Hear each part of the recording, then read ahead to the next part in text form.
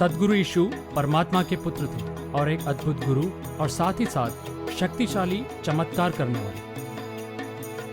और जितने लोग इस पृथ्वी पर जिए उनमें से केवल सद्गुरु यीशु ने कभी पाप नहीं किया। केवल वही थे जिन्हें पाप के दंड के योग्य नहीं समझा गया। बहुत सारे लोग यीशु से प्यार करते थे, लेकिन कुछ धर्मगुरु सद्गुरु यीशु से नफरत रखते थे। उन्होंने उसे गिरफ्तार किया, उन्हें अदालत में ले गए और उनको मरवाने का फैसला किया। उन्होंने सद्गुरु यीशु को एक विशाल क्रूस पर लटका दिया। उन्होंने उसके हाथ और पैरों को क्रूस पर कीलों से ठोक दिया। जैसे उन्हें क्रूस पर लटकाए गए, उनकी कीमती खून जमीन पर गिरने लगी। उन्होंने चिल्लाते हुए कहा, समाप्त हो गया। सद्गुरु यीशु आखिरी और सिद्ध बलिदान बने।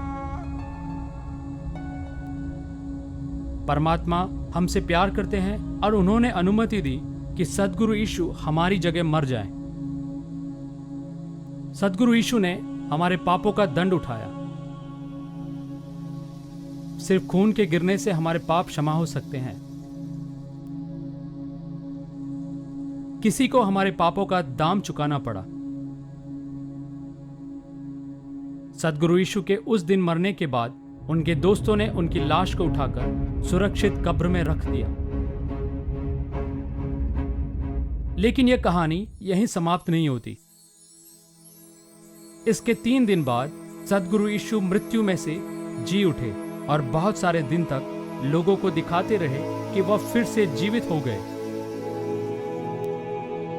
उन्होंने सिद्ध किया कि वह परमात्मा के पुत्र हैं और फिर अपने परमात्मा के पास स्वर्ग में लौट गए। सद्गुरु यीशु ने हमारे दंड अपने ऊपर ले लिया और अब हमें एक मार्ग दिया है जिससे हम परमात्मा के पास वापस आ सकें।